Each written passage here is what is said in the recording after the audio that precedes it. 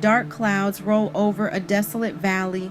A haunting wind howls as the camera pans over countless scattered bones. Slow, suspenseful music builds, a valley filled with bones, dry, lifeless, forgotten. A prophet, standing in the midst of desolation, is asked a question that echoes through time. Can these bones live? This is the powerful vision of Ezekiel 37, one of the most astonishing and prophetic moments in the Bible. A story of death and resurrection, of despair and hope, of a nation lost and a promise restored. But what does it mean, and how does it speak to you today? Stay with me as we journey through the valley of dry bones. To understand Ezekiel's vision, we must first understand the pain of his people. The year is 597 BC. The mighty empire of Babylon has invaded Jerusalem. The Temple of Solomon, once filled with God's presence, is now in ruins.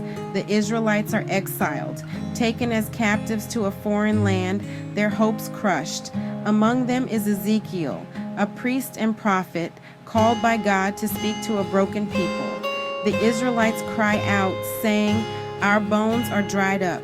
Our hope is lost. We are cut off." It is in this moment of despair that God gives Ezekiel a vision, one that will change everything. Ezekiel is taken by the Spirit of the Lord to a valley, a vast graveyard of dry, scattered bones. These are not just any bones, they are the remains of a people who have been dead for a long time. Then God speaks, "Son of man, can these bones live?" Ezekiel, humbled and unsure, responds, "O Lord God, you alone know." Then God commands him, "Prophesy to these bones and say, 'Dry bones, hear the word of the Lord. I will make breath enter you, and you will come to life.'" Ezekiel obeys, and suddenly a sound, a rattling. The bones begin to move.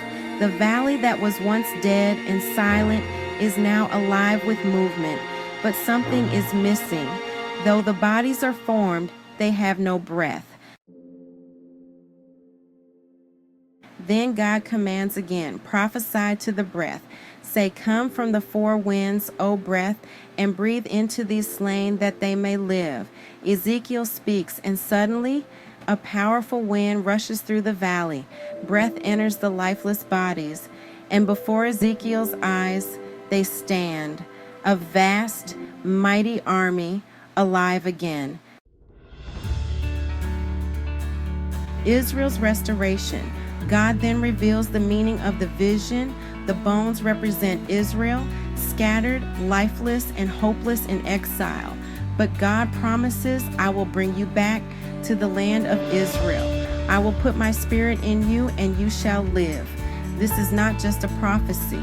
It is a covenant of restoration. A nation that seemed dead will rise again. A people who lost hope will be renewed.